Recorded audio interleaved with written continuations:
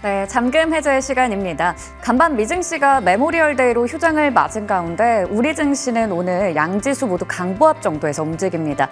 여기서 어떤 종목에 대해서 아이디어를 찾을 수가 있을까요? 오늘 이분과 이야기 나눠볼게요. 임성우 메리츠증권 도곡지점 부장님 나오셨습니다. 안녕하세요. 안녕하십니까. 네, 먼저 머니맵 통해서 시장의 흐름부터 짚고 가도록 하겠습니다. 삼성전자가 일단 상승 전환이 됐습니다. SK하이닉스와 함께 오름세 나타내고 있고요.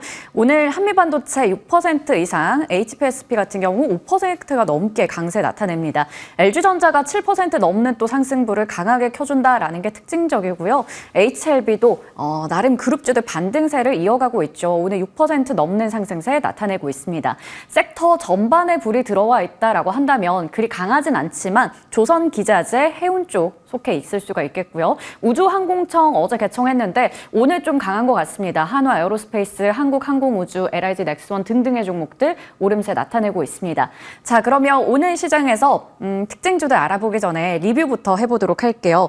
두산 에너빌리티 먼저 보도록 하겠습니다. 이 종목이 오늘 신고가 기록을 했거든요. 결국 원전 관련해서 AI빨 또 수혜 기대감에 원전주도 올라타게 됐습니다. 두산 그룹주도 수혜에 대한 기대감에 어제 올랐었는데 오늘은 일단 신고가를 또 찍은 만큼 저희가 어떻게 대응하는 게 좋을지 궁금합니다. 예, 제가 이 종목은 3월에 아마 추천을 드렸던 네. 종목인 것 같은데 그때 목표가 22,000원 말씀드렸거든요. 네. 오늘 마침 22,000원을 찍고 내려오고 있는데요. 일단 저는 전량 차익 실현을 말씀드릴게요. 일단 원전 뉴스케일 파워의 수주로 어제부터 이제 올랐는데 사실 매출 인식 시점이 29년부터라서 좀 많이 남았고 그리고 그 규모도 2조라서 사실 두산 에너비티 규모에 비해서는 연간 기준으로 따지면 그렇게 임팩트가 큰 규모는 아닙니다. 물론 향후 추가적인 수주가 있겠지만요. 일단 그래서 1차적으로는 일단 가지고 계신 분들은 모두 차익 실현을 하시고 다른 종목 찾아보시는 게 좋지 않을까 생각합니다. 네, 목표 주가였던 22,000원 오늘 딱 찍었습니다. 그렇기 때문에 전량 차익 실현해보자 이렇게 정리해 주셨고요. 다음으로 지난주에도 말씀해 주셨던 솔브레인이요. 목표 주가까지는 아직 한 40%가량 남아있는데 오늘 또 장 초반부터 16% 정도 급등했다가 현재 12% 정도 상승세 유지합니다. 이건 어떻게 하면 좋을까요? 예, 솔브레인은 제가 아마 1월 말에 처음 방송 때 말씀드린 걸로 기억하는데요. 아마 그때부터 갖고 계셨다면은 지금까지 좀 괜찮게 보유하고 네. 계신 것 같은데 일단 좀 전에도 이제 김경준 부장님이 솔브레인 말씀을 해주신 것 같은데 이제 AMD가 삼성 파운드리에 수주를 맡긴다라는 설이 이제 어제 나왔고요. 그래서 사실 제가 방송 통해서 솔브레인 말씀드릴 때 계속 강조드렸던 부분 중에 하나가 삼성 파운드리 3나노 GAA 공정의 최대 수혜주라는 말씀 드렸었거든요. 왜냐하면 초상계 전투를 솔브레인이 독점 공급하기 때문이고요. 그래서 오늘 그 기대감으로 급등을 하고 있는데 사실 지난주에 제가 목표가가 기존에 40만 원 초반이었는데 도달을 하지 않았는데 불구하고 제가 1분기 실적이 너무 좋아서 네. 46만 원으로 올려드렸었거든요. 그렇죠. 그러니까 46만 원 기준으로 보면 지금 아직도 30%에서 40, 오늘 오른 기준으로 봐도 30에서 40% 정도가 룸이 남아 있고요. 밸류에이션이 여전히 쌉니다. 이제 이 회사는 낸드 기반의 이제 소재 회사고 추가로 파운드리 이런 수주가 삼성전자의 기술 발전 방향과 기회를 같이 하는 회사이기 때문에 계속 홀딩 혹은 오늘은 너무 급등하니까 조금 부담스러우시다면 약간 타이밍 봐서 분할 매수로 접근하셔도 지금 가격대에서도 나쁘지는 않다 이렇게 말씀드리겠습니다. 네, 여전히 46만 원대까지 상승 룸이 좀 남아있기 때문에 홀딩도 가능하고요. 좀 조정 나왔을 때 분할 매수까지 리뷰해 주셨습니다. 자, 오늘의 종목들로 넘어가 볼게요. 첫 번째 종목도 저희 시간에 또 다뤄주셨던 종목이에요. 한화솔루션입니다. 결국 답은 태양광 업황 그리고 최대 태양광 시장인 미국 쪽이 될 텐데요. 첫 번째 투자 포인트 열어보겠습니다. 퍼스트솔라 주가는 최근에 계속 신고가 가는데 한화솔루션은 우리 개인 투자자분들에게 환한 솔루션이다 뭐 이렇게 인식이 또 되어 있잖아요. 언제 따라갈 수 있을까요? 그럴 수밖에 없는 게요. 퍼스트솔라는 퓨어하게 미국에서 이제 순수하게 태양광을 하는 이제 최대 회사니까 이제 모든 태양광 관심이 집중될 수밖에 없는 종목이고 그 다음에 이제 하나솔루션의 하나큐셀이 사실은 미국에서 공장이 완공되면서 최대 모듈 캐파를 갖게 됐죠.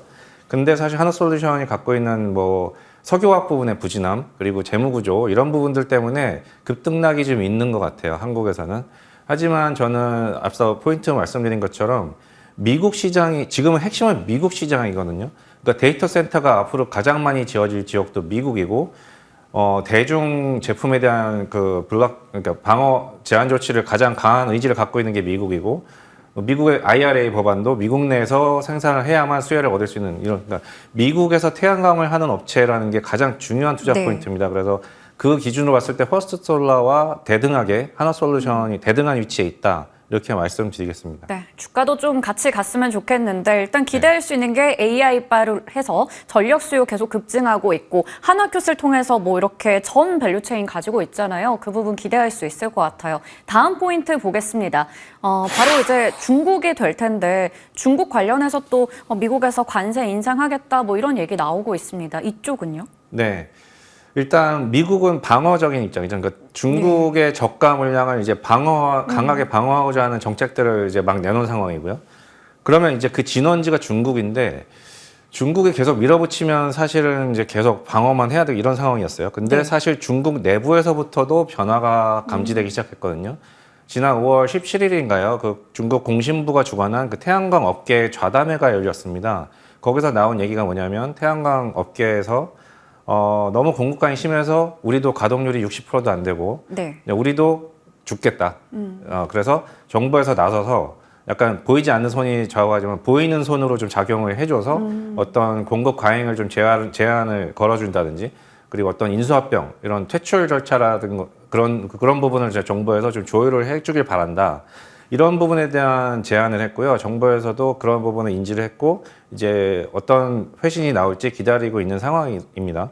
그러니까 이 공급 과잉의 진원지인 중국 내부로부터도 이런 변화가 생기기 시작했다는 것은 이 전체적인 태양광 시황의 바닥 탈출 가능성을 굉장히 기대하게 하는 그러니까 지금이 굉장히 변곡점의 가능성이 굉장히 높은 상황이라고 저는 보여집니다. 네, 중국 내부에서도 변화가 포착이 되는 만큼 태양광 업황 자체가 이제 바닥을 좀 벗어날 수 있다라고 우리 생각해 볼 수 있을 것 같아요. 자, 세 번째는 바로 리스크 점검입니다. 어쨌든 이 주가의 발목을 잡고 있는 요소가 좀 해소가 돼야 될 텐데 재고 문제도 있잖아요. 네. 이제 하나솔루션이 갖고 있는 리스크 요인들을 좀 말씀드려볼게요. 네. 첫 번째는 이제 미국 내 그래도 재고가 많다. 네. 그러니까 작년에 미국이 설치량이 32기가와트인데 재고가 40기가다 이런 얘기가 나오고요. 네. 그러니까 재고만 소진하는데도 1년이 다 필요한 거죠. 그렇네요. 그러니까 그 재고 소진 기간 동안에는 매출이나 실적 회복 속도가 느릴 수밖에 없어요. 이건 어느 산업이든지 이제 그 턴어라운드 하는 그 구간에서는 어느 산업이나 마찬가지 현상이거든요. 근데 이제 제 생각에는 지금 재고 소진 속도가 굉장히 빠를 것 같아요. 왜냐하면 이제 미국이 6월부터 동남아산 그 우회 수출품에 대한 관세를 부활을 시키기 때문에 아마 수입품이 급감할 여지가 있어요. 거의 제로에 수렴하지 않을까라는 저는 기대도 하는데 그러니까 수입품이 급감하면서 재고만으로 이 태양광의 설치량을 조달해야 되는 거죠. 근데 이제 미국의 AI 데이터 센터가 지금 계속 열심히 지어지고 있기 때문에 이 수요가 굉장히 좀 빠르게 설치가 많이 늘어날 여지가 있다. 지금의 예상치보다. 그래서 저는 그 부분에 기대를 하고 있고, 그 다음에 두 번째 하나솔루션의 리스크는 이제 열악한 재무 구조인데요. 열악한 재무 구조는 결국 자금 조달 리스크로 연결이 되는 거죠. 뭐 유승증자 같은 거 하는 거 아니야? 근데 최근에 나온 뉴스들 보면은 하나솔루션이 이제 미국의 100% 자회사로 갖고 있는 엔핀이라는 이제 금융 자회사가 있는데요. 네. 이 회사는 이제 수주한 프로젝트를 기반으로 이제 그 매출 채권을 발행하는 업체인데 그 매출 채권 기반으로 ABS를 발행해서 이거를 전량 매각에 성공했어요. 그러니까 한마디로 그 자체적인 수주 기반으로 자금 흐름이 선순환되고 있다는 얘기거든요. 네. 그러니까 어떤 자금 조달, 외부 자금 조달을 하지 않아도 자체적인 수주에 의해서 자금을 조달해야 하고 있다. 현재 그게 매각 금액이 3,500억 원 정도였으니까요. 올해 하나솔루션이 추가로 그 셀 공장도 지어야 되고 이제 투자 금액이 필요하지만 이런 식으로 미국 내에서 자금 조달이 이루어지고 있다. 그리고 또 하나는 그 IRA 보조금을 하나솔루션에서 말씀하시기를 내년에 1조 원 수준의 보조금이 예상이 된다라고 하셨는데 내년 가야만 받을 수 있는 게 아니에요. 이거를 할인해서 그 크레딧을 할인해서 당장 매각을 해서 현금 확보도 가능한 옵션이 있거든요. 그래서 이 부분을 하나솔루션에서 고려를 하고 있는 걸로 알고 있고 그래서 당장 현금 흐름 확보할 여러 가지 수단이 있다. 그래서 이 재무 구조 열악하지만 사실 해소가 가능한, 그러니까 커버가 컨트롤이 가능한 영역이다. 이렇게 보여집니다. 대신 장점으로 아까도 말씀드린 미국에서 태양광을 하는 가장 큰 업체, 수직 계열화가 완성이 돼가는 업체, 이 장점이 굉장히 크기 때문에 이러한 리스크 요인들은 어떻게 컨트롤이 가능하지만 이 장점이 굉장히 큰, 그래서 리스크 요인을 상쇄 가능한 이런 상황이라고 보여집니다. 그래서 하나솔루션 제가 목표가도 44,000원 드린 게 이제 PBR 차트 보시는 것처럼 제가 1배를 드린 거예요. 그러니까 이전에는 1.7배까지도 갔었기 때문에 네. PBR 1배 수준까지는 그렇게 뭐 부담스러운 목표가는 아니라고 생각하거든요. 그러니까 지금부터 44,000원까지 뭐 좀 걱정 없이 좀 가시고 가실 수 있지 않을까 저는 생각합니다. 네, 지금 리스크 요인들을 충분히 상쇄할 만한 장점이 있다라는 부분에서 우리 좀 기대할 수 있을 것 같고요. 그래도 4월 저점 대비 50% 정도 주가 올라온 상황인데 이제 목표 주가 44,000원 바라봐도 괜찮다라고 정리해 주셨습니다. 자, 그러면 다음 종목으로 넘어가 볼게요. KNJ 확인해 보겠습니다. 가동률 상승과 외형 확장. 자, 첫 번째 투자 포인트 열어보도록 할게요. 애프터마켓. 이게 여기서 시장 점유율이 상당한 기업이라고 들었거든요. 네네. 이 회사 간단히 설명드리면 SiC 포커스 링을 네. 하는 업체인데 SiC 포커스 링은 이제 웨이퍼를 잡아주는 링이고요. 식각 공정에서 고정을 시켜주고 이렇게 균일하게 도포되도록 잡아주는 역할을 하는 소모품입니다. 근데 이 SiC 포커스 링은 비포어 마켓과 애프터 마켓이 있는데요. 네. 비포어 마켓은 장비 회사에 같이 따라서 붙여져서 들어가는 게 비포어 마켓이고요. 네. 한마디로 타이어를 치면 신차 타이어고요. 네. 그리고 애프터 마켓은 장비 업체에 들어가는 게 아니라 나중에 교체용. 메모리 업체, 교체용으로 메모리 업체에 직접 납품이 되는 한마디로 타이어를 치면 교체용 타이어. R이죠. 예, 이렇게 R이 타이어로 네. 생각을 하시면 될 것 같습니다. 네, KNJ는 애프터 마켓에서 점유율 60%를 차지하는 1위 업체고요. 애프터 마켓이 점점 커질 것 같습니다. 왜냐하면은 비포 마켓은 장비사에 따라서 장착이 되기 때문에 좀 고가고요. 근데 애프터 마켓이 상대적으로 저가거든요. 그 부분에 있어서 삼성전자 같은 하이닉스 같은 회사들이 이제 비용 컨트롤 문제에 있어서 이 애프터 마켓 제품을 좀 늘리는 추세에 있습니다. 한 몇 년여 전부터요. 그래서 이 비중이 계속 올라오는데 수혜고, 그리고 중국 쪽도 수혜입니다. 중국이 이제 미국산 장비를 수입을 하기가 어려워졌죠. 네. 그래서 비포 마켓에서 구하기가 어려워진 거예요, 중국은. 그래서 이 SiC 포커스링은 어쨌든 필수적으로 들어가야 되는 소재이기 때문에 구매를 해야 되는데 애프터 마켓에서 구매를 많이 할 수밖에 없겠죠. 네. 그래서 실제로 KNG의 중국 쪽 매출도 작년에 70억 정도였는데 올해는 120억 정도로 늘어날 걸로 예상이 되거든요. 그래서 이 애프터 마켓에서 1위를 하는 KNJ 이 부분 수혜다 이렇게 일단 말씀드리겠습니다. 네, 결국 소모품은 또 교체를 해줘야 네. 되기 때문에 주문이 늘어날 수밖에 없는데 중국향 매출도 많이 늘어나고 있다라는 것까지 체크해봤어요. 가동률 상승 체크해볼게요. 3월부터 주문 급격하게 늘어났다고 하더라고요. 네, 회사에서도 말씀하시기를 1분기 이제 3월부터 이제 좀 주문량이 네. 많이 늘어났다. 그래서 1분기 실적을 보면은 그 반도체 쪽 포커스 링 쪽 매출이 4분기 대비 50%가 늘어났습니다. 그러니까 가동률 상승을 하고 있다라는 얘기거든요. 보시는 것처럼 이제 말씀드린 것처럼 4분기 대비 반도체 사업 매출액이 크게 늘어났고요. 그리고 이제 삼성전자 같은 경우 평택이나 시안팹의 웨이퍼 투입량 결국 가동률인데 이게 한 뭐 4분기 대비 30% 정도 늘어났답니다. 그러니까 가동률이 점점 상승하고 있는 거고 향후의 가동률은 올해 내내 계속 상승 추세를 이어갈 가능성이 굉장히 높은데요. 왜냐하면 마이크로소프트가 AI PC를 발표를 했었죠. 지지난주에. 그 부분과 그리고 하반기에는 애플의 아이폰이 AI를 입혀져서 나옵니다. 그러니까 이 전통적인 메모리 시장의 양대 마켓, PC와 스마트폰이 사실은 아직은 회복되기 전인데 네. AI가 입혀지면서 이 신규 디바이스들이 이제 막 나오기 시작했죠. 그래서 이 부분에 대한 가동률이 이제 공급량이 늘어날 겁니다. 교체 주기도 맞물렸고요. 그래서 가동률은 하반기로 가면서 계속 늘어날 거다. 그래서 가동률에 가장 민감한 이런 포커스링 같은 회사, 이런 회사들이 수혜다 이렇게 말씀드리겠습니다. 네, 가동률 늘어나면서 매출도 급증하고 실적에 대한 기대감도 있습니다. 이 주문 수요가 늘어나면 당연히 또 거기에 맞춰서 대응해야 될 텐데 2022년부터 꾸준히 증설하고 있더라고요. 네네. 증설을 계속하고 있어요, 회사가. 그러니까 22년에도 증설을 했는데 23년에 들어서 또 200억 원 정도의 네. 캐펙스를 발표를 했고요.